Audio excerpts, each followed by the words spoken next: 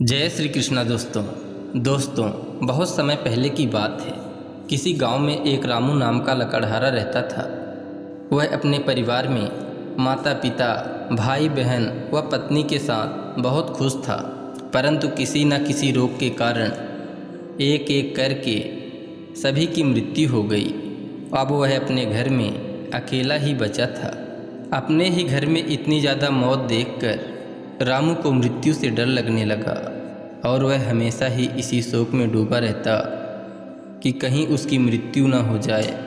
एक दिन इसी सोच में डूबा ही था कि तभी उसके घर में एक साधु आ जाते हैं और रामू से कहते हैं, हे पुत्र, मैं बहुत दूर से आ रहा हूँ, क्या तुम्हारे घर में एक रात रुक सकता हूँ? रामू ने कहा, जी महात्मन, आप जब तक चाहें हमारे घर में रुक सकते हैं। साधु जी घर के अंदर आ जाते हैं। रामू भी बहुत खुश था और उसने साधु जी का खूब सेवा सत्कार किया। रात्रि में साधु जी भोजन करके सो गए। जब सुबह हुई और साधु जी की नींद खुली तो जाने से पहले उन्होंने रामू से कहा, मैं तुम्हारी सेवा से प्रसन्न होकर तुम्हें वरदान देना चाहता हूँ, बोलो तुम्हें क्या चाहिए? तो रामू ने कहा, हे महात्मन, आप मुझे वरदान देना ही चाहते हैं तो अमर होने का वरदान दे दीजिए, जिससे हमारी कभी मृत्यु ना हो सके।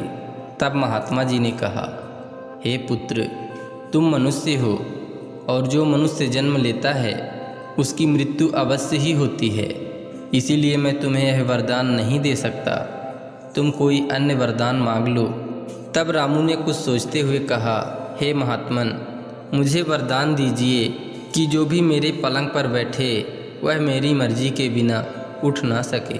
महात्मा जी ने सोचा, यह तो कोई गलत नहीं है, और रामू को यह वरदान दे दिए और वहाँ से चले गए। समय बीतता गया और अब रामू के मृत्यु का भी समय निकट आ गया। एक दिन रामू सोने ही जा रहा था कि उसे लेने यमराज आ गए और बोले, रामू, तुम्हारा अंत समय आ गया है, इसलिए मैं तुम्हें लेने आया हूँ। तभी रामू को महात्मा जी का दिया हुआ वरदान याद आ गया।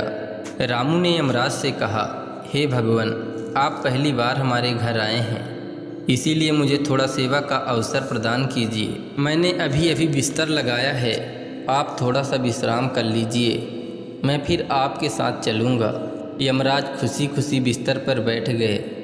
तब रामू ने कहा, अब आप बिस्तर से उठ नहीं सकते। यमराज ने आश्चर्य भरे शब्दों में कहा, ये क्या कह रहे हो? तब रामू ने यमराज से महात्मा जी के वरदान के बारे में बताया और कहा, जब तक मैं नहीं कहूँगा आप मेरे बिस्तर से उठ नहीं पाएंगे और ना ही मुझे साथ में ले जा पाएंगे।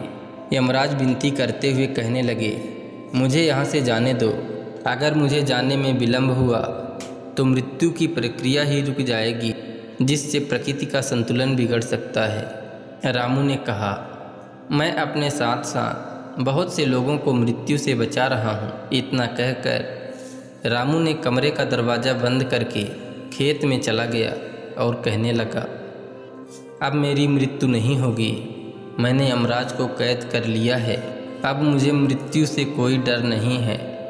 रामू अब चिंता मुक्त होकर खेत में ही रहने लगा। एक दिन रामू खेत में आराम कर रहा होता है, तभी जंगली सियार रामू की गाय के ऊपर हमला बोल दिया। रामू सियार को मारने के लिए उठा। उसने सियार को बहुत मारा, परंतु सियार नहीं मरा। तब रामू ने सोचा, अगर मैं यहाँ से नहीं भागता हूँ तो यह सियार कुछ देर बाद हमारे ऊपर भी आक्रमण करेगा। रामू को मृत्यु से तो डर नहीं था, परंतु होने वाली पीड़ा से डर था। वह तुरंत गांव की तरफ भागा, परंतु गांव का दृश्य देखकर वह हैरान हो गया। गांव में जंगली जानवर घुस आए थे और चारों तरफ बचाओ बचाओ यही धुन सुनाई दे रही थी। रामू भागते हुए अपने घर की ओर गया और जैसे ही घर का दरवाज़ा खोला, यमराज कहने लगे, रामू, मैंने पहले ही तुम्हें बताया था, अगर मैं यहाँ रुक गया तो सृष्टि का संतुलन बिगड़ जाएगा। इस मृत्यु लोक में जो भी प्राणी जन्म लेता है उसे एक न एक दिन मृत्यु आती ही है, वह कभी अमर नहीं हो सकता। यह सृष्टि का नियम है। अगर मैं किसी की जान न लूँ तो जंगल में जानवर और गांव एवं शहरों में इंसानों की बाढ़ आ जाएगी। हर तरफ कीड़े मकोड़े दिखाई देंगे। पशु पक्षी, कीड़े मकोड़े एवं इंसानों की जान लेकर मैं इन्हें नियंत्रण में रखता हूँ। रामू को अब सारी बात समझ आ गई। उसने यमराज के सामने हाथ जोड़कर बोला, हे भगवान, मुझे माफ़ कर दीजिए, मुझसे बहुत बड़ी भूल हो गई। आप बिस्तर से उठिए और अपने कार्य को प्रारंभ करिए। जीवन और मृत्यु का रहस्य रामू समझ चुका था, इसलिए उसका डर भी खत्म हो गया। दोस्तों, इस कहानी का तात्पर्य यही है कि जो प्राणी इस संसार में जन्म लिया है उसकी मृत्यु भी अवश्य ही होगी। इसीलिए दोस्तों, प्रत्येक इंसान को चाहिए कि जब तक जीवित है अच्छे कर्म करे, अपने जीवन का कुछ हिस्सा परोपकार में लगाए, क्योंकि मृत्यु के बाद आपके साथ केवल आपके कर्म ही जाते हैं, धन संपत्ति नहीं।